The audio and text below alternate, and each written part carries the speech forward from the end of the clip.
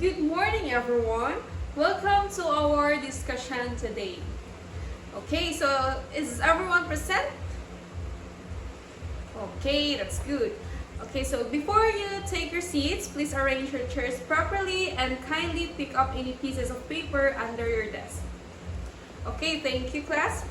So let's start our day with a quick prayer. Okay, you may now take your seats, and I hope everyone is feeling energized and ready to learn something exciting today. So today, we are going to master how to prove lines are parallel. Okay. By the end of this session, we'll be able to confidently identify angle relationships and apply geometric theorems and solve both logical and algebraic problems involving parallel lines. Okay, so are you ready? Good. So next is real-world application.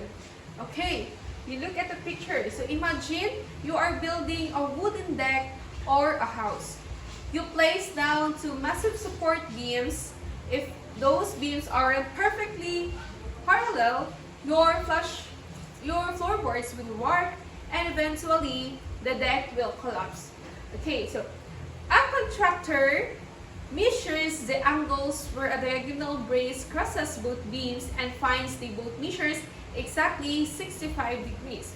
Without measuring the distance between the lines at every single point, so how can he be mathematically certain the beams are parallel? Okay, so today we unlock the exact secret. Okay, so next is hands-on investigation. Okay, so look at this. If I lay two pencils down the cross, then a third stick which we call a transversal. So watch what happens to the angles when I tilt one pencil, then the angles change. But if I align them so that their corresponding positions have the exact same angle measurement, okay, so the lines become perfectly parallel. So this brings us to our core mathematical concepts, which is converses. In our previous lessons, we learned that if lines are parallel, then their corresponding angles are equal. Diba? Okay, so today, we are flipping the logic completely around. This is called a converse. So now, we look at the angles first.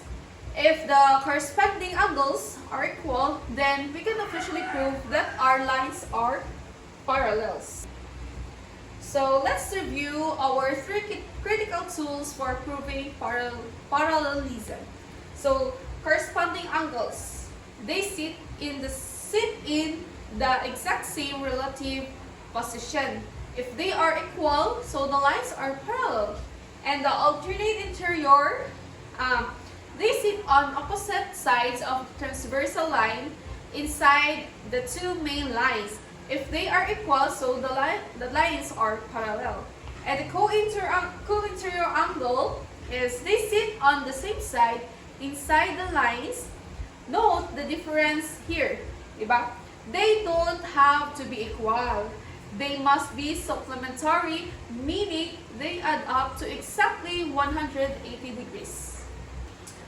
Okay, so let's look at example number 1. So we have line L and N kept by transversal line T, which is the transversal. So we are told that the upper right angle at intersection A is 72 degrees. And the upper right angle at B is also 72 degrees. Okay, so this is the step-by-step solution. Okay, so step 1, identify the relationship. Identify the relationship because they are both in the upper right position. So they are corresponding angles. And step 2 is look at the measure. Look at the measure. 72 equals 72, diba? So they are congruent. And the step 3 is write our conclusion. By the converse of the corresponding angles, so corresponding angles postulates, so line L is parallel to line M. So write it down as so. Now, let's set it up to a grade 9 algebraic challenge. So we are given two two alternate interior angles expressed as expressions, which is 3x plus 15 degrees and 5x minus 5 degrees. Okay, so if these lines are parallel, what must be true about alternate interior angles? Class, anyone? Okay, good, correct. They must be equal.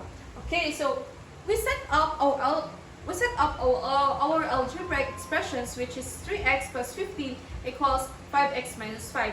Okay, so let's subtract 3x from both sides and add up 5 to both sides. Okay, so we get 20 equals to x, so which means x is equals to 10. So our value of our x is 10. Okay, so let's plug it back into check. Okay, so check that. So first, check that to first 3x plus 15. So 3 times 10 plus 15 equals 45 degrees, diba? And 5 times 10 minus 5 equals 45 degrees. Okay, so because the alternate interior angles are equal, so line P is guaranteed to be parallel to line Q. Okay, good. Any questions? Okay, yes. Okay, so look, we have problem 1, problem 2, and problem 3. So now it's your turn to shine. So look at problem number 1. Okay, so anyone who volunteered to answer on the board? Okay, Sarah, please. Okay, very good. Thank you, Sarah. So we have two interior angles, measures 118 degrees and 62 degrees. So this is our 180 degrees and 62 are the lines parallel? So who can tell me, are these lines are parallel? Yes, very good. Remember the rule for co-interior angles, they must add up to 180 degrees. So let's add them up. So 118 plus 62 is equals to 180 degrees. Fantastic job, Sarah. Thank you. Yes, the lines are parallel because the co-interior angles are supplementary. Supplementary because they add up to 180 degrees. Class? Nasabtan na ba sa tanan? So, anyone questions? Kung sinaligan, clarifications? Okay, so, goods? Okay, so, thank you. So, outstanding work today, class. Remember, you don't need a massive tape. Be sure to check if two lines are parallel across an entire building field. All you need to do is look closely at a single crossing line and check the angles. For homework, please complete the practice problem on page 42 of your textbook. So thank you so much for your active participation today. Keep practicing, stay curious, and I will see you all in our next session. So have a wonderful day, class. So goodbye, class. Thank you.